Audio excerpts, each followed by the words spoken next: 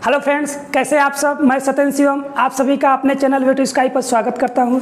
जैसा कि आप सभी जानते हैं, हमारे चैनल पर मॉडल पेपर सॉल्व कराए जा रहे हैं। उसी के तर्ज पर हम आप सभी के क्लास 12th का मॉडल पेपर लेकर के आ रहे हैं। मॉडल पेपर जो होगा फिजिक्स, केमिस्ट्री, बायोलॉजी, मैथ चारों पेपर का होगा। तो मैं आज आपको फिजिक्स के कुछ बहुविकल्पी प्रश्न जो निश्चित रूप से ही एग्जाम में पूछे जाते हैं उनको लेकर के आ रहे हैं। तो ज़्यादा समय न लेते हुए हम चलते हैं अपने कुछ प्रश्नों की तरफ। आइए देखते हैं प्रश्न। तो हमारा पहला प्रश्न है, इलेक्ट्रॉन के आवेश और संहति का अनुपात होता है। इलेक्ट्रॉन का आवेश और संहति का अनुपात क्या होता है, यही पूछा है। यदि आपको इलेक्ट्रॉन पर आवेश और इलेक्ट्रॉन का संहति का तात्पर्य है उसके द्रव्यमान से, यदि आपको दोनों मालूम है, दोनों का मान रख करके हम अनुपात ज्ञात कर सकते हैं। आप जानते हैं इलेक्ट्रॉन पर जो आवेश होता है 1.6 गुणुत्ते 10⁻19 कूलम्ब होता है, ये आप सभी जानते हैं। और इलेक्ट्रॉन का जो द्रव्यमान होता है 9.1 × 10⁻31 kg होता है। यदि हम इसको सॉल्व करेंगे, सरल करेंगे, तो जो मान आएगा 1.77 × 10⁻11 कूलम्ब प्रति केजी। तो इतना आंसर आ गया। अब हम इसको देखेंगे हमारा ऑप्शन नंबर कौन सा सही है। 4 ऑप्शन दिए हुए हैं, जो कि ऑप्शन में पहला ही ऑप्शन 1.77 × 10⁻+11 कूलम्ब प्रति किग्रा सही है। तो इस तरह क्वेश्चन नंबर 1 का हमारा ऑप्शन नंबर 1 सही है। इसी तरह हम चलते हैं अपने दूसरे क्वेश्चन की ओर। हमारा दूसरा क्वेश्चन है, वैद्युतशीलता का एसआई मात्रक है। वैद्युतशीलता क्या होता है, यदि आप जानते होंगे उसका मात्रक ज्ञात भी कर सकते हैं। यदि आपको मात्रक याद है तो डायरेक्ट आप टिक मार सकते हैं ऑप्शन पर। तो जिसको नहीं मालूम है कैसे ज्ञात करेंगे मैं उसको बताता हूं। इसको इरेज कर रहे हैं। वैद्युतशीलता किस सूत्र में, किस फार्मूले में आता है, ये आप लोग जानते होंगे। कूलम्ब के बल का सूत्र। कूलम्ब के बल का सूत्र क्या होता है, अब वो लिखते हैं बराबर 1/4 pi epsilon naught into Q1 Q2 by R²। इनमें आप सभी कुछ जानते हैं। यह बराबर बल होता है, Q1 Q2 आवेश होता है, R होता है इन दोनों आवेशों के बीच की दूरी, और ये जो एप्सिलॉन नॉट है यही होता है वैद्युतशीलता। अब वैद्युतशीलता इसका मात्रक, बाकी सबका मात्रक आप लिख लेंगे, सरल कर लेंगे, मालूम हो जाएगा। एफ का मात्रक क्या होता है, न्यूटन इंटू 1/ε0, इसी का ज्ञात करना है। Q1 Q2 का मात्रक क्या होता है, कूलम्ब स्क्वायर 2 बार है। आर है दूरी, इसका मात्रक हो गया मीटर स्क्वायर। एप्सिलॉन को इधर भेज दिए, न्यूटन को इधर, तो एप्सिलॉन नॉट का जो मात्रक हो जाएगा कूलम्ब स्क्वायर प्रति न्यूटन इंटू मीटर स्क्वायर। अब हम इसको देखेंगे ऑप्शन में हमारा कौन सा सही है। तो ऑप्शन नंबर हम देख रहे हैं कूलम्ब स्क्वायर प्रति न्यूटन इंटू मीटर स्क्वायर, जो कि हमारा पहला ही ऑप्शन है। तो क्वेश्चन नंबर 2 का हमारा पहला नंबर ऑप्शन सही है। तो इसी तरह हम चलते हैं अपने नेक्स्ट क्वेश्चन। कूलम्ब ऋण आवेश में उपस्थित इलेक्ट्रॉनों की संख्या है 16 कूलम्ब ऋण आवेश। क्वेश्चन में दिया है 16 कूलम्ब ऋण आवेश, 16 कूलम्ब ऋण आवेश, और पूछा इसमें इलेक्ट्रॉनों की संख्या कितनी होगी। तो आप एक फार्मूला जानते होंगे, Q बराबर N × E, जो कि Q आवेश होता है, N होता है इलेक्ट्रॉनों की संख्या, E होता है इलेक्ट्रॉन पर आवेश। यदि इस साइड आवेश है तो ये मिलाकर भी पूरा आवेश होना चाहिए। उसी के अनुसार हम कर रहे हैं। Q बराबर कितना दिया हुआ है 16, N ज्ञात करना है। E का मान कितना होता है 1.6 गुणुत्ते 10⁻⁻19। अब इसको हम इधर डिवाइड करेंगे और n बराबर आ जाएगा 16/1.6 गुणुत्ते 10⁻⁻19। यदि इसको हम सरल करेंगे, इसको इससे काटेंगे, यहाँ 10 आएगा, ये ऊपर चला जाएगा, बचेगा 10 × 10⁻+19 इलेक्ट्रॉन। तो n बराबर आया 10 गुणुत्ते 10 की घाते 19 प्लस लिखा नहीं जाता है 10 की घाते 19 इलेक्ट्रॉन। तो हम इसको देखेंगे हमारा ऑप्शन नंबर कौन सा सही है। पहला ऑप्शन है 5 गुणुत्ते 10 की घाते 19 इलेक्ट्रॉन, दूसरा है 10 गुणुत्ते 10 की घाते 19 इलेक्ट्रॉन, जो कि ऑप्शन नंबर हमारा दूसरा सही है। इसी तरह न्यूमेरिकल को हम सॉल्व करते हैं। कोई भी ऑप्शन वाला बहुविकल्पी न्यूमेरिकल आ गया, इसको हम सॉल्व करेंगे तब टिक मारेंगे। इसी तरह हम चलते हैं अपने नेक्स्ट क्वेश्चन की ओर। हमारा नेक्स्ट क्वेश्चन है एक इलेक्ट्रॉन वोल्ट होता है। जैसा कि आप सभी लोग अपने कक्षाओं में पढ़े होंगे, एक इलेक्ट्रॉन वोल्ट जो होता है, एक इलेक्ट्रॉन वोल्ट होता है 1.6 गुणुत्ते 10 की घाते -19 जूल के बराबर। ये आप सभी लोगों को याद होगा या फिर कक्षाओं में याद कराया गया होगा। ये भी इस तरह का बहुविकल्पी में पूछ लिया जाता है। तो हम मेरे ऑप्शन में पहला नंबर ऑप्शन है 1.6 गुणुत्ते 10 की घाते -19 जूल, जो कि पहला ही ऑप्शन सही है। क्वेश्चन नंबर 4 का पहला ऑप्शन सही है। इसी तरह चलते हैं लेके मात्रक से आप बीमा ज्ञात कर सकते हैं। यदि आपको बीमा पहले से ही मालूम है तो आप सीधे टिक मार दीजिए, नहीं मालूम है तो उसके सूत्र से पहले मात्रक ज्ञात कीजिए, मात्रक से बीमा बताएंगे। तो वैद्युत विभव V बराबर होता है W/Q, जहां पर W होता है कार्य, Q होता है आवेश। तो कार्य का मात्रक क्या होता है? जूल, और Q आवेश होता है, आवेश का मात्रक होता है कूलम्ब। और इन दोनों की बीमा आपको अपनी पिछली कक्षाओं 11 में पहले से ही याद होगा। जूल का जो बीमा होता है ml² T-2 होता है, और जो कूलम्ब होता है इसकी बीमा होती है AT। अब इसको यदि हम ऊपर ले जाएंगे तो आएगा ml² T-2 है, एक और T चला जाएगा ऊपर, T-3 हो जाएगा, A है ऊपर जाएगा, A-1 हो जाएगा। तो इस तरह हम देखते हैं जो विभव है उसकी बीमा आ गई ml² T-3 A-1। तो हम देखते हैं ऑप्शन में हमारा पहला ऑप्शन जो कि गलत है, दूसरा भी मैच नहीं कर रहा है, तीसरा वाला ऑप्शन मैच कर रहा है। इस तरह क्वेश्चन नंबर 5वें का ऑप्शन नंबर 3 सही है।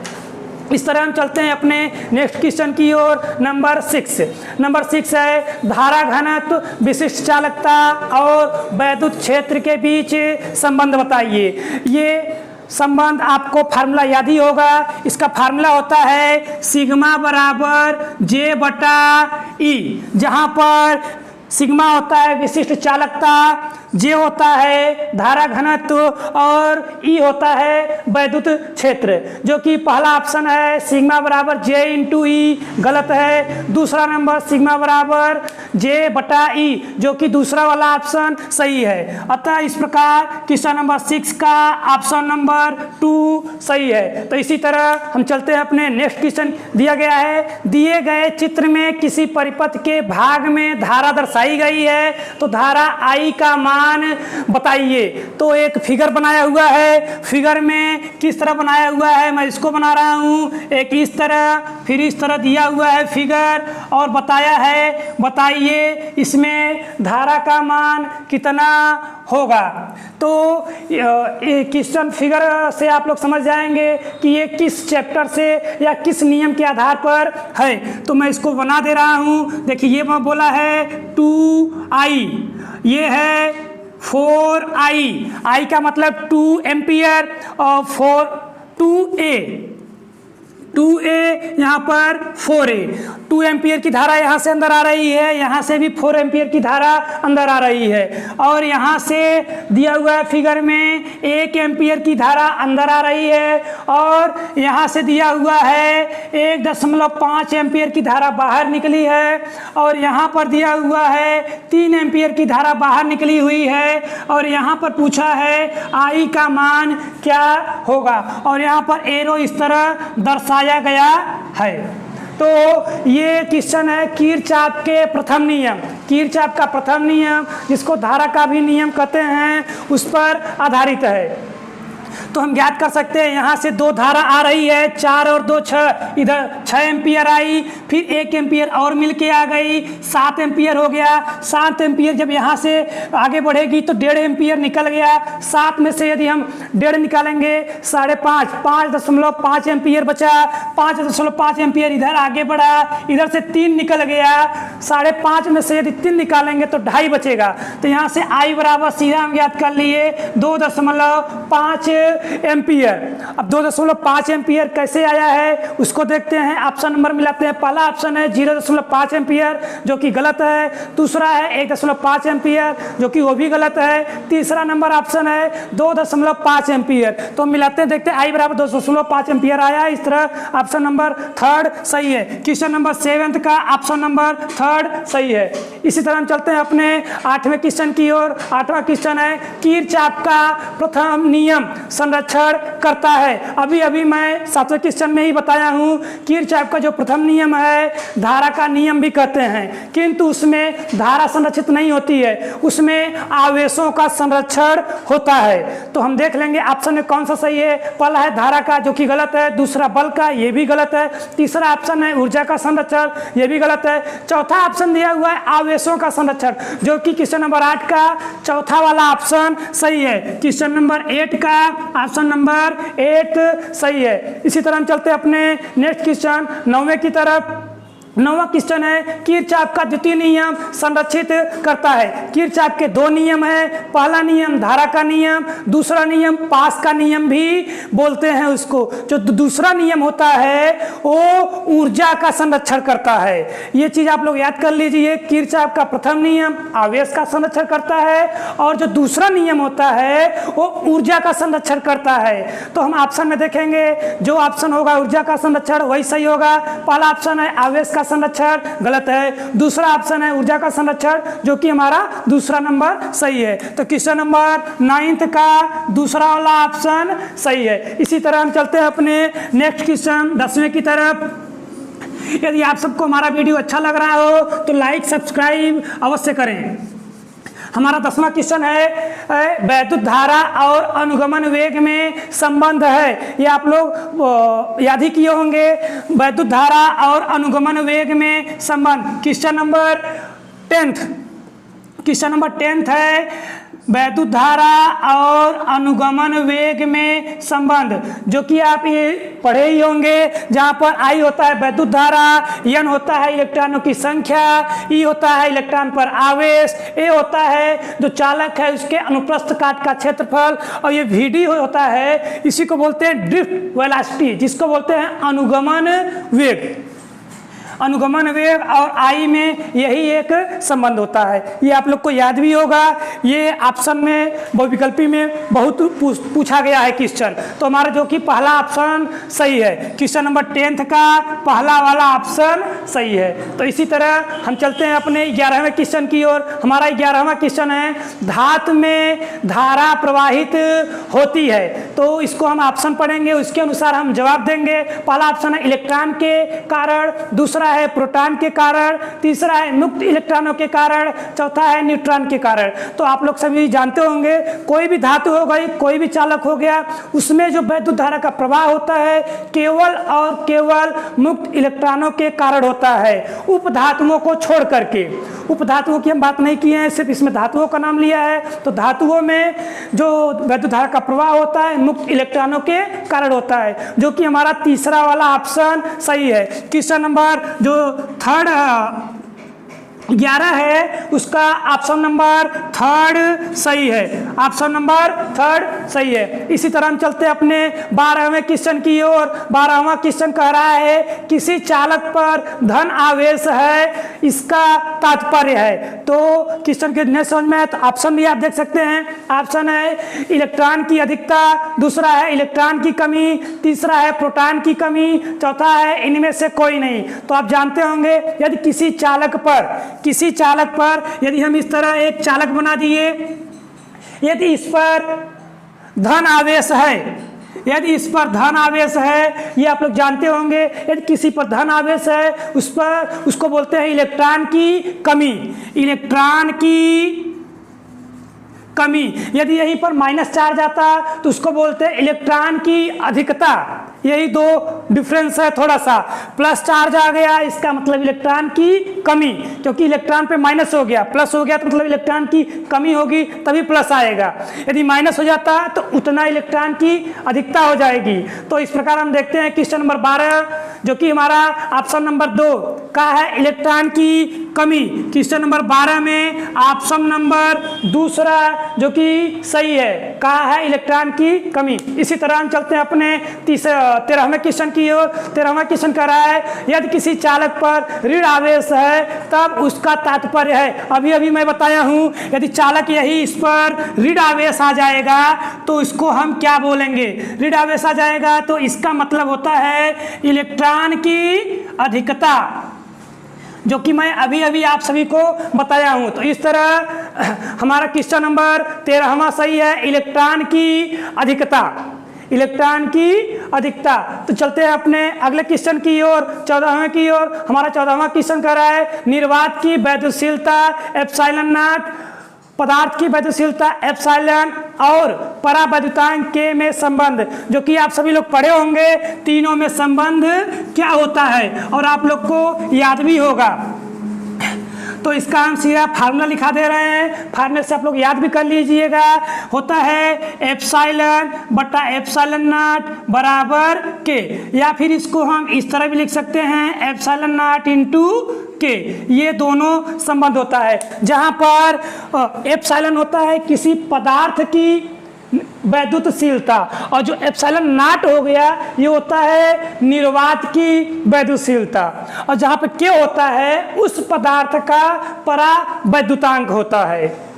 तो हम चलते 14 का ऑप्शन नंबर 3 सही है। इसी तरह है चित्र में दिए गए परिपथ में बिंदु ए व बी के बीच तुल्य प्रतिरोध ज्ञात कीजिए। तो एक फिगर बनाया हुआ है और फिगर से हम ए और बी के बीच तुल्य प्रतिरोध ज्ञात करेंगे। चलिए देखते हैं फिगर क्या दिया हुआ है। फिगर बनाते हैं और आप सभी को बताते हैं कि ए और बी के बीच तुल्य प्रतिरोध कितना होगा। तो फिगर बनाया हुआ है, इस तरह हम बना देते हैं।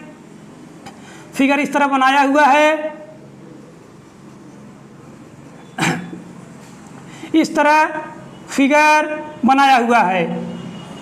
यहाँ पर भी एक प्रतिरोध है, इसका नाम दिया है Q, इसका नाम दिया है P और इसका नाम दिया है A और इसका नाम दिया है B।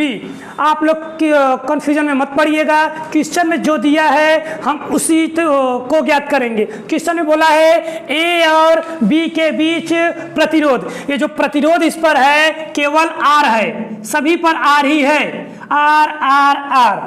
जितना क्वेश्चन कहेगा सिर्फ हम उतने का आंसर देंगे, आप लोग इस पूरे का आंसर मत दीजिएगा। क्वेश्चन ने पूछा है केवल ए और बी के बीच, केवल ए और बी के बीच में देखेंगे तीनों समांतर क्रम में है। जब समान प्रतिरोध समांतर क्रम में जुड़े रहते हैं तो उसका जो तुल्य प्रतिरोध आता है कैसे ज्ञात करते हैं, आर इक्विवेलेंट बराबर 1/r plus 1/r plus 1/r व्युत्क्रम का योग होता है। इसको हम सरल करेंगे, आएगा 3/r 1/r इक्विवेलेंट, यहाँ से r इक्विवेलेंट आ जाएगा r/3। अब इसको हम देखेंगे ऑप्शन नंबर कौन सा सही है। तो ऑप्शन से देखते हैं, पहला नंबर 7/3r जो कि गलत है, दूसरा ऑप्शन दिया हुआ है r/3 जो कि हमारा दूसरा वाला ऑप्शन सही है। तो इस तरह हम देखते हैं 15 नंबर क्वेश्चन का दूसरा वाला ऑप्शन सही है।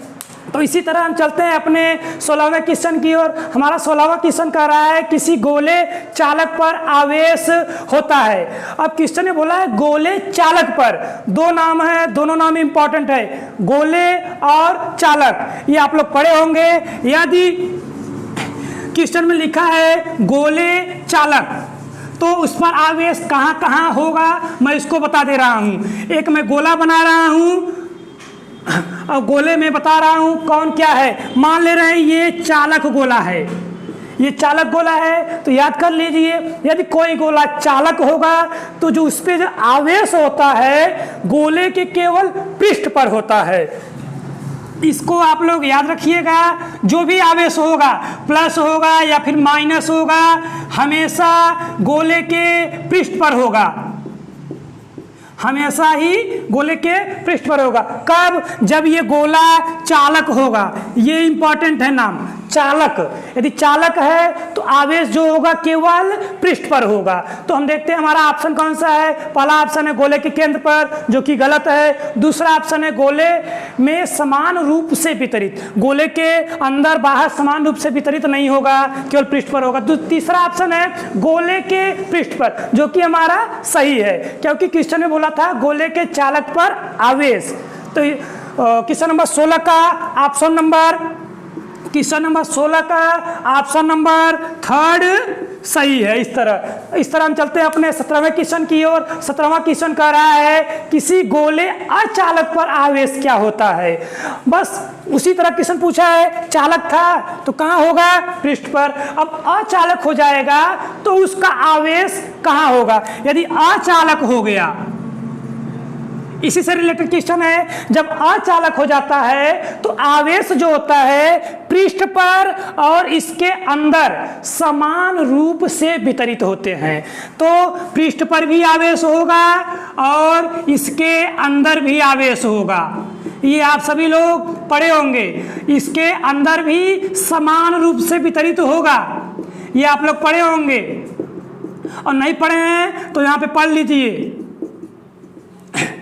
तो अब मिलाते हैं ऑप्शन देखते हैं, जो कि पहला ऑप्शन है गोले के केंद्र पर, गलत है। गोले के पृष्ठ पर होता है और अंदर भी होता है। तीसरा ऑप्शन लिखा है गोले के केंद्र पर कामा पृष्ठ पर। तो हमारा इस तरह देखते हैं 17 नंबर का जो आंसर है वो तीसरा नंबर सही है। इसी तरह हम चलते हैं अपने 18वें क्वेश्चन की ओर। हमारा 18वां क्वेश्चन है वैद्युत विभव का मात्रक नहीं है। क्वेश्चन में इसके पहले मैं दिया था वैद्युत विभव की बीमा बताइए, तो बीमा से एक मात्रक तो आ गया था, लेकिन क्वेश्चन में दिया है वैद्युत विभव का मात्रक नहीं है। तो इसको करने के लिए आपको वैद्युत विभव का जितना भी फार्मूला आप जानते होंगे सबको लिखिए, वहां से मात्रक ज्ञात कीजिए और वहां से बताइए कौन मात्रक नहीं हो सकता है। तो आइए चलते हैं क्वेश्चन नंबर 18वां को सरल करते हैं और बताते हैं आपको कि कितना मात्रक हो सकता है और क्या नहीं हो सकता है। तो लिखा है वैद्युत विभव।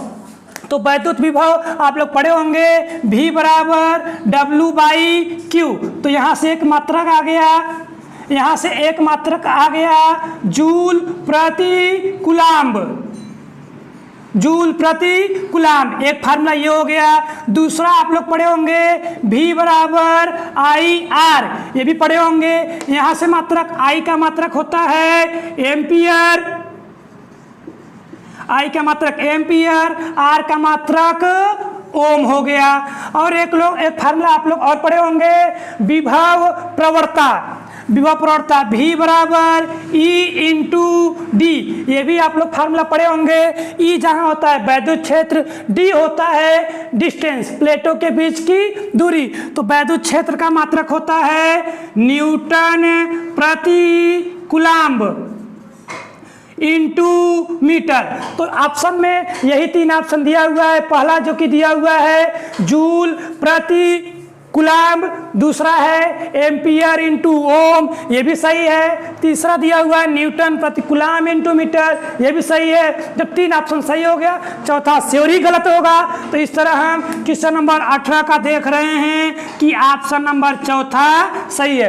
क्वेश्चन ने पूछा था कौन सा मात्रक नहीं होगा, तो क्वेश्चन नंबर 18वें का चौथा वाला जो मात्रक है वैद्युत विभव का नहीं होता है। इसी तरह हम चलते हैं अपने 19वें क्वेश्चन की ओर, जो कि दिया गया है +3 माइक्रो कूलाम्ब और +7 माइक्रो कूलाम्ब के 2 आवेश 1 मीटर की दूरी पर स्थित हैं, तब उनके बीच लगने वाले बल का अनुपात क्या होगा। बहुत ही सिंपल लॉजिक क्वेश्चन है, इसमें कोई भी आपको न्यूमेरिकल नहीं करना रहेगा, बस एक लॉजिक याद रखिएगा। लॉजिक क्या है मैं इसको बता दे रहा हूँ, आप उसको उससे कर सकते हैं क्वेश्चन को। चलिए हम बताते हैं क्या लॉजिक इसमें लगेगा।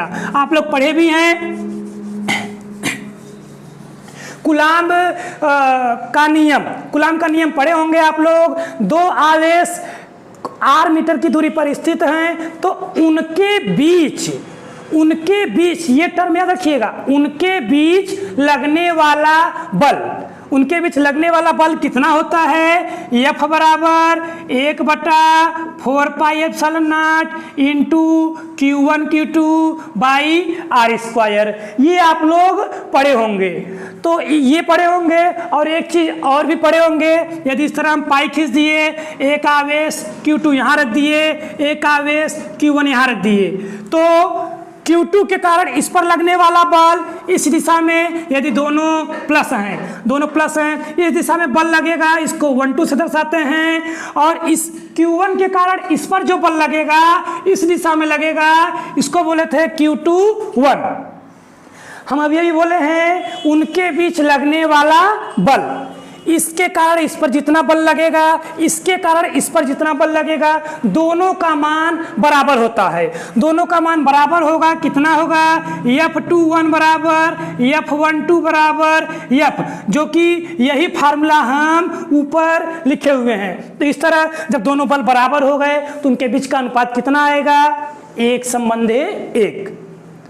कुछ दूसरा ऑप्शन नहीं होगा, सिर्फ 1:1 होगा। तो ऑप्शन में हम देख लेंगे। पहला ऑप्शन दिया है 3:7, दूसरा दिया हुआ है 7:3, तीसरा दिया हुआ है 9:49 और चौथा दिया है 1:1।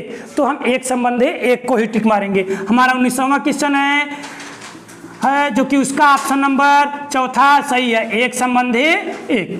इसी तरह हम क्वेश्चन को सॉल्व करेंगे। यह क्वेश्चन जो भी 19 क्वेश्चन हम लाए हैं फिजिक्स पार्ट 1 के प्रथम 3 चैप्टर के हैं। इसी तरह हम चुंबक के भी बहुविकल्पी प्रश्न लेकर अपने नेक्स्ट वीडियो में लेकर के आएंगे। यदि आप हमारे चैनल पर नए हो तो लाइक सब्सक्राइब जरूर कीजिएगा। बहुत बहुत धन्यवाद।